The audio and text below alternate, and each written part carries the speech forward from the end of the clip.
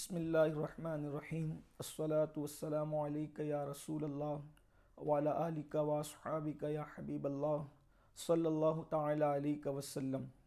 دشمن احمد پہ شدت کیجئے، ملحدوں کی کیا مروت کیجئے، غیظ میں جل جائیں بے دینوں کے دل، یا رسول اللہ کی کثرت کیجئے۔ شرک ٹھہرے جس میں تعظیم حبیب، اس برے مذہب پہ لعنت کیجئے۔ برادران اسلام،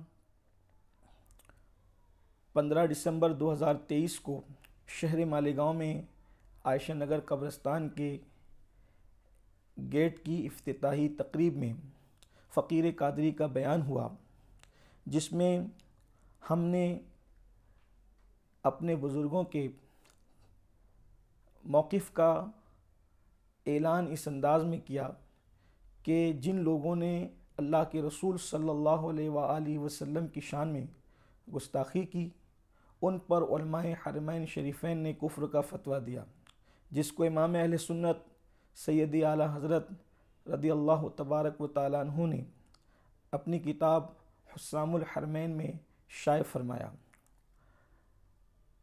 جس وقت یہ اعلان ہوا، ظاہر سی بات ہے غیور سنی مسلمانوں نے جو ممبر پر تھے اور پبلک میں تھے، سب نے اس کی تائید اور تصدیق کی۔ اس کے بعد میں سفر پر روانہ ہو گیا۔ کل مجھے اطلاع ملی رات میں کہ میری اس تقریر اور اس اعلان سے کچھ مینڈکیوں کو زکام ہو گیا، اور ایک صاحب جن کا نام مولوی حسنین محفوظ نعمانی دیوبندی بتایا جاتا ہے، انہوں نے مناظرے کا چیلنج کر دیا۔ مولوی حسنین محفوظ نعمانی کا چیلنج مناظرہ علماء اہل سنت کو منظور ہے۔ اگر وہ چیلنج مناظرہ کی تحریر ارسال کر دیں تو الحمدللہ ہم اہل سنت و جماعت اعلیٰ حضرت کے متبع پیروکار کسی مسلمان کو کافر کہنا حرام سمجھتے ہیں، لیکن اگر کوئی کلمہ گو کفری عقیدہ رکھتا ہے تو اسے ضرور کافر و مرتد مانتے ہیں، جیسے غلام احمد قادیانی اپنے عقائد کفریہ کے سبب کافر و مرتد ہے، اور اس کے قائل علماء دیوبند بھی ہیں۔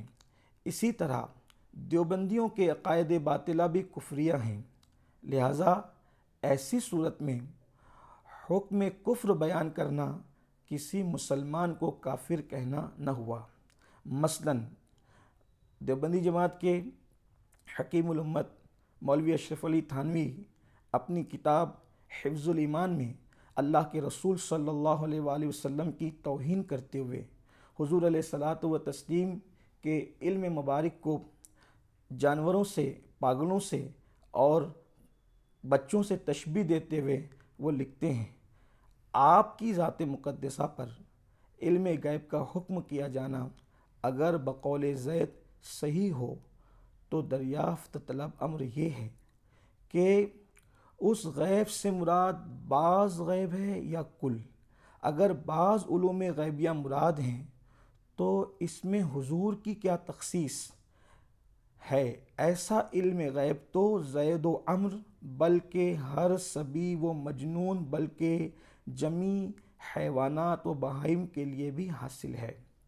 الحمدللہ عرب شریف سے حسام الحرمین کے تمام مصدقین علماء اہل سنت تھے، لیکن نظریاتی اعتبار سے جو علماء موجودہ سعودی حکومت کے زیر اثر تھے یا ہیں، وہ سب کے سب نجدی وہابی ہیں۔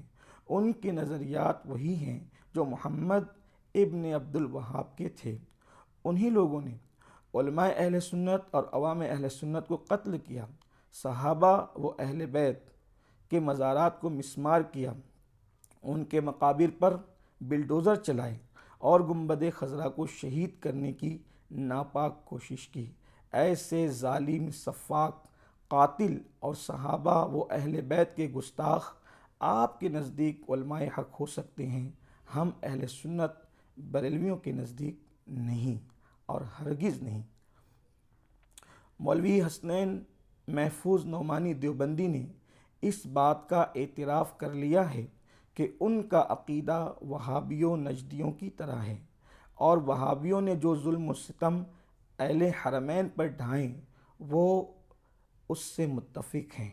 مولوی حسنین محفوظ نعمانی دیوبندی، آپ نے علماء اہل سنت کو مناظرے کا چیلنج دیا ہے۔ بحمد اللہ اہل سنت و جماعت کے جلیل القدر، معتبر و مستند علماء ربانیین مناظرے کے لیے تیار ہیں۔ مولوی حسنین صاحب، اب آپ کی ذمہ داری ہے کہ آپ نے جب علماء اہل سنت کو مناظرے کا چیلنج کیا ہے تو اب آپ بھاگیں گے نہیں، اور آپ جرأت دکھائیں گے، اور جلد سے جلد آپ، امید ہے کہ بلکہ 72 گھنٹوں میں ہی جو ہے وہ مناظرے کا تحریری چیلنج ہمیں روانہ کریں گے، اور ہم تحریری طور پر اس کا جواب دیں گے۔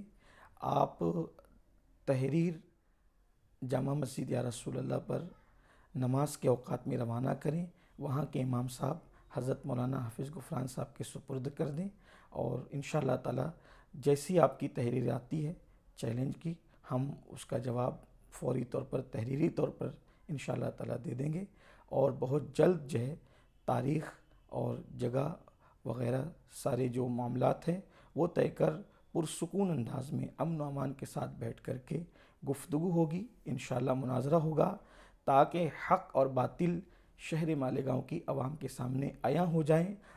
اللہ تبارک و تعالی حق کو واضح فرمائیں اور ہم سب کی ایمان عقیدے کی حفاظت فرمائیں۔ سید محمد امین القادری، مالیگاؤں، 5 جمادی الاخر 19 دسمبر 2023 بروز منگل۔